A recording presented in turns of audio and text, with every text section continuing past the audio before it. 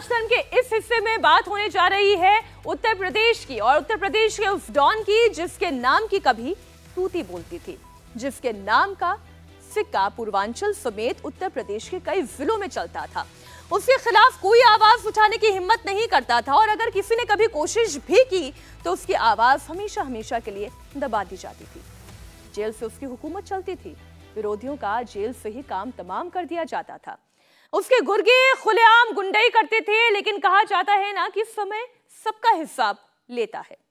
उत्तर प्रदेश में सत्ता बदली, प्रदेश को योगी आदित्यनाथ जैसा कड़क मुख्यमंत्री मिला, तो वहीं डॉन भीगी बिल्ली बन गया। अब वो कह रहे हैं कि उसे जेल में स्लो पॉइजन दिया जा रहा है, उसे मारने की साजिश रची जा रही है।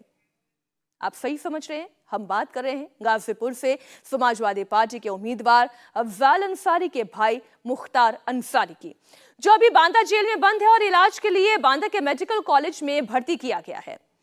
दरअसल मुख्तार अंसारी की कल रात बांदा जेल में अचानक तबीयत बिगड़ी और उसके बाद उसे आनंद फानन में रात को ही बांदा के रानी दुर्गावती मेडिकल कॉलेज में भर्ती कराया गया। मुख्तार अंसारी को बेहतर इलाज देने के लिए मेडिकल टीम का गठन किया गया, साथ ही उन्हें मेडिकल कॉलेज के आईसीयू में भर्ती किया गया। अस्पताल प्रबंधन ने जो मेडिकल बुलेटिन जारी की, उसके मुताबिक पेट में दर्द की शिकायत होने पर सुबह 3:55 पर मुख्तार अंसारी को रानी दुर्गावती मेडिकल कॉलेज में भर्ती कराया गया। 4 से 5 दिनों से उन्हें कब्ज की शिकायत थी, अब उनकी हालत स्थिर है। बांदा जेल में बंद माफिया मुख्तार अंसारी की देर रात तबीयत बिगड़ने के बाद मुख्तार अंसारी को बांदा के मेडिकल कॉलेज में भर्ती कराया गया है, जहां पर मुख्तार का इलाज डॉक्टर्स द्वारा किया जा रहा है।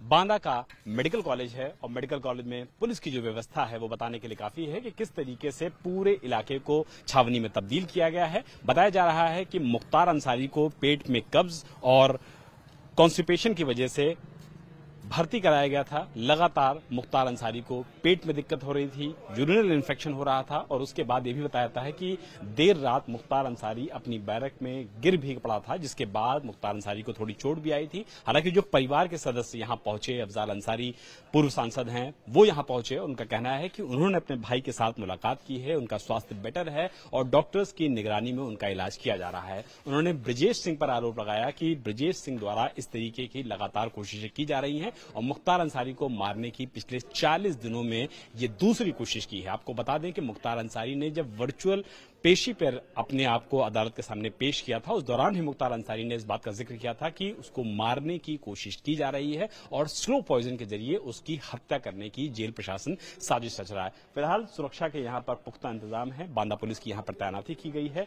जो मुख्तार अंसारी के परिजन हैं, उनके भाई हैं, उनकी मुलाकात भी मुख्तार अंसारी से हुई है। सबका कहना है कि मुख्तार अंसारी का इलाज किया जा रहा है। प्रशासन का तुरंत इलाज कराने के लिए अफजाल अंसारी ने धन्यवाद भी दी है, लेकिन सबसे ज्यादा हैरानी की बात यह है कि मुख्तार अंसारी उनके परिजन जिस तरीके का आरोप लगा रहे हैं कि मुख्तार की जेल के अंदर हत्या कराई जा सकती है, ये अपने आप में बड़ा सवाल है। लेकिन पुलिस प्रशासन की तरफ से बिल्कुल साफ कर दिया गया है कि मुख्तार अंसारी को वही खाना दिया जाता है जो बाकी बंदियों को दिया जाता है और किसी भी तरीके की कोई भी समस्या उन खानों में अब तक फिलहाल नहीं पाई गई है। यही वजह है कि ये पूरा मामला न सिर्फ राजनीतिक बन गया है, बल्कि चुनाव से ठीक पहले मुख्तार अंसारी की तबीयत बिगड़ना, उसका मेडिकल कॉलेज में लाकर के भर्ती कराया जाना अपने आप में कई तरीके के सवालों को जन्म दे रहा है। लेकिन बांदा से बड़ी खबर यही है कि मुख्तार अंसारी को बीमारी के बाद बांदा के मेडिकल कॉलेज में भर्ती कराया गया है, जहां मुख्तार का इलाज चल रहा है और मुख्तार की जो कंडीशन है वो फिलहाल स्थिर बताई जा रही है। मुख्तार अंसारी को जब जेल से बांदा अस्पताल शिफ्ट किया गया था, तो इसकी सूचना मुख्तार के परिवार को मोहम्मदाबाद थाने की पुलिस ने रेडियो संदेश के माध्यम से सुबह 4 बजे ही दे दी थी। इसके बाद अफजाल अंसारी और परिवार के अन्य सदस्य बांदा पहुंचे और मुख्तार अंसारी से मुलाकात की और उनका हालचाल जाना। लेकिन अफजाल अंसारी जब मुलाकात करके बाहर निकले तो उन्होंने एक बार फिर स्लो पॉइजन वाली बात कह दी। इसमें उन्होंने बताया कि मुख्तार अंसारी ने अपने वकील के जरिए कोर्ट में कहा था कि 19 मार्च की रात उन्हें खाने में जहर दिया गया था। इसके बाद उनकी तबीयत बिगड़ गई। मुख्तार अंसारी ने कोर्ट को यह भी बताया था कि 40 दिन पहले भी उनके साथ जेल में ऐसा ही किया गया था। अब वो इस मामले में सुप्रीम कोर्ट गए हैं और चाहते हैं कि उन्हें यूपी की जेल से किसी दूसरी स्टेट की जेल में शिफ्ट कर दिया जाए। टीम बना दी है और इलाज चल रहा है। सब लोग थोड़ा-थोड़ा बोले। हाँ, आईसीयू में भर्ती है मुलाकात का मौका मिला 5 मिनट। कैसी स्थिति है? होश में है अपने, और जो उन्होंने हमको दास्तान बताई तो उसी का है, उनका मानना है और उनका कहना है कि उन्हें खाने में कोई जहरीला पदार्थ खिलाया गया। पहले भी 40 दिन पहले एक बार हो चुका है और अभी भी शायद 19 को या 22 को कोई डेट बताया उन्होंने। तब से उनके अब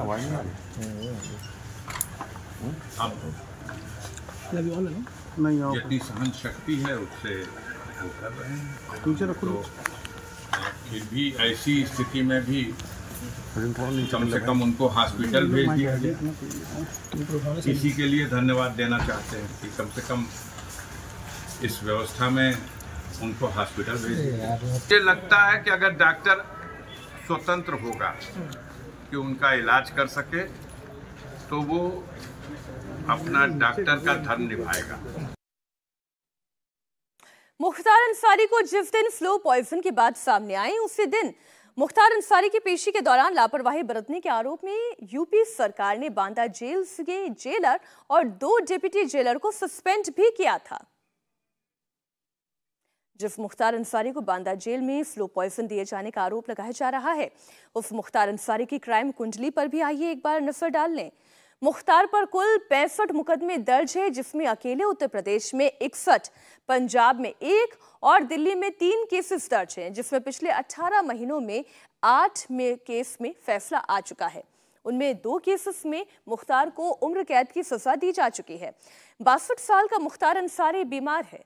बांदा के मेडिकल कॉलेज में उसका इलाज चल रहा है। उसे यूरिन इन्फेक्शन की शिकायत है, लेकिन वो ये कह रहा है कि उसे स्लो पॉइजन दिया जा रहा है। अब ये समझने वाली बात है कि माफिया डॉन को स्लो पॉइजन क्यों दिया जाएगा, जिसे ऑलरेडी 2 केसेस में आजीवन कारावास की सजा हो चुकी है। 3 साल पहले मुख्तार अंसारी का एक वीडियो तब सामने आया था जब उसे पंजाब के रोपड़ जेल से यूपी लाया जा रहा था। याद कीजिए, तब वो व्हील चेयर पर दिखा था। वो तस्वीरें आपको दिखा रही हूं। उसका कहना यह था कि उसकी पीठ में दर्द है, लेकिन जब डॉक्टर्स ने उस वक्त जांच की थी तब कोई बीमारी सामने नहीं आई। वो 7 दिन के बाद जब बांदा जेल लाया गया तो अपने पैरों पर चलकर वो जेल गया, वो व्हील चेयर पर नहीं था। मतलब साफ है कि चुनाव का समय है, भाई समाजवादी पार्टी का उम्मीदवार है और सवाल मुस्लिम वोट का भी है। इसलिए हो सकता है मुख्तार अंसारी एक नया बहाना बना रहे हैं। मुख्तार अंसारी इंटरस्टेट गैंग 191 का सरगना है, जो पिछले 19 सालों से जेल में बंद है। मुख्तार अंसारी को अब तक जिन 2 मामलों में उम्र कैद की सजा सुनाई गई है, उसमें पहला मामला 33 साल पुराना है। वाराणसी से मौजूदा कांग्रेस उम्मीदवार अजय राय के बड़े भाई अवधेश राय की 3 अगस्त 1991 को गोली मारकर हत्या कर दी गई थी। इस मामले में अजय राय ही मुख्य गवाह थे, जिनकी गवाही पर मुख्तार अंसारी को उम्र कैद की सजा दी गई थी। और दूसरा मामला फर्जी दस्तखत से गन लाइसेंस लेने का है। यह मामला तो 37 साल पुराना है, जिसमें 13 दिन पहले उसे आजीवन कारावास की सजा सुनाई गई। जिस अवधेश राय मर्डर केस में अजय राय की गवाही पर मुख्तार अंसारी को उम्र कैद की सजा हुई है, वही अजय राय अब यूपी कांग्रेस के अध्यक्ष हैं। जरा सोचिए, उत्तर प्रदेश में इस बार कांग्रेस और समाजवादी पार्टी एक साथ मिलकर चुनाव लड़ रहे हैं। समाजवादी पार्टी ने मुख्तार अंसारी के भाई अफजल अंसारी को गाजीपुर से उम्मीदवार बनाया है। सवाल ये उठ रहे हैं कि अजय राय अब अफजल अंसारी के पक्ष में वोट कैसे मांगेंगे। अपने समर्थकों से अजय राय ये कैसे कहेंगे कि वो मुख्तार के भाई को वोट दे, जिस मुख्तार ने उनके बड़े भाई की हत्या की थी। वही अफजल अंसारी उसी चिट्ठी कांड के आरोपी ब्रजेश सिंह को लेकर अब उत्तर प्रदेश सरकार तक इस मामले पर घेर रही है। हमारा मानना है कि मौत का एक दिन निश्चित है, लेकिन शैतान कोशिश तो कर सकता है और तमाम तरह की उनको मिटाने की, उनकी हत्या करने की कोशिशें हो रही हैं। उसके पीछे एक बड़ी वजह, जो सबसे जरूरी वजह है, वो ये है कि ब्रजेश सिंह जो हैं, उनके खिलाफ 15 जुलाई 2001 में जब मुख्तार अंसारी पर उसरी में आक्रमण हुआ था तो उनके खिलाफ नामजद अभियुक्त बना करके त्रिभुवन सिंह, ब्रजेश सिंह पर मुकदमा दर्ज हुआ था। उसमें गवाही चल रही है। तो हालत खराब ये है कि मुख्तार अंसारी कोर्ट में गवाही जब करेगा तो सजा निश्चित है। उसमें 5-6 गवाह गवाही कर चुके। तो उससे पहले कि उनकी गवाही हो जाए, उनके साथ कोई अनहोनी घटना हो जाए, ये प्रयास, ये षड्यंत्र, ये साजिश सरकार और अपराधियों की मिली जुली हिकमत के साथ उनके अधिकारियों के संरक्षण में ये सब अंजाम देने का प्रयास चल रहा है। हम लोग कानून के रास्ते से इसमें जो उनकी सुरक्षा के लिए हो सकता है वो कर रहे हैं। जिस गाजीपुर सीट से अफजाल अंसारी को समाजवादी पार्टी ने अपना उम्मीदवार बनाया है, वहां पर 89.32% हिंदू वोटर्स हैं, तो वहीं 10.17% मुस्लिम वोटर्स हैं। लेकिन अगर वहीं गाजीपुर में जाति समीकरण की बात करें तो यहां पर सबसे ज्यादा यादव वोटर्स हैं, जिनकी संख्या करीब 4.5 लाख है। इसके बाद 4 लाख दलित हैं, 2,70,000 के करीब मुस्लिम हैं और इतने ही राजपूत हैं, यानी राजपूत वोटर्स करीब 2,70,000 के आसपास हैं। कुशवाहा वोटर्स की बात करें 1,20,000, बिंद वोटर्स 1 लाख और ब्राह्मण वोटर्स की संख्या 1,60,000 के करीब है। इसी जातीय समीकरण को देखते हुए अखिलेश यादव ने इस बार अफजाल अंसारी पर दाव लगाया है। अफजाल अंसारी इससे पहले 2004 और 2019 में गाजीपुर से चुनाव जीत चुके हैं। 2004 में समाजवादी पार्टी के टिकट से वो सांसद बने थे, तो वहीं 2019 में बीएसपी के हाथी पर सवार होकर वो संसद पहुंचे थे। अब इस बार समाजवादी पार्टी कांग्रेस के साथ मिलकर चुनाव लड़ रही है। यहां सबसे ज्यादा यादव वोटर हैं और मुसलमानों की अच्छी खासी तादाद है। मुख्तार और अफजाल का यहां पर दबदबा रहा है, तो इसलिए अखिलेश यादव ने इस बार अफजाल पर दांव लगाया है। मुख्तार अंसारी के खिलाफ जो केसेस दर्ज हैं उसमें ज्यादातर केस गाजीपुर और मऊ में हैं, यानी ये वो इलाका है जहां मुख्तार अंसारी का दबदबा है, मुस्लिम वोटर्स को प्रभावित करने की क्षमता रखता है।